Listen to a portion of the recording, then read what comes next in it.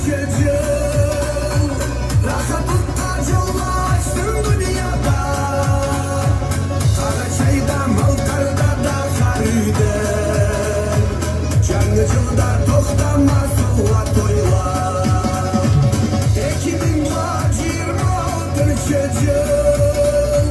Rahatlıkla yollaştım dünyada. Karaçay'da, Malkar'da da Haride.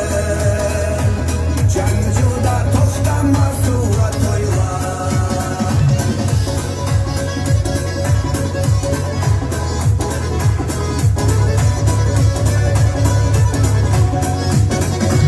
Merhum olsun Cangıcıl, kralımı bayılırım.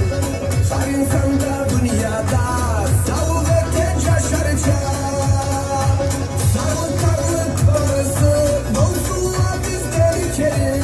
Mamurlukta yaşarlar, nasip etsin Allah'ım.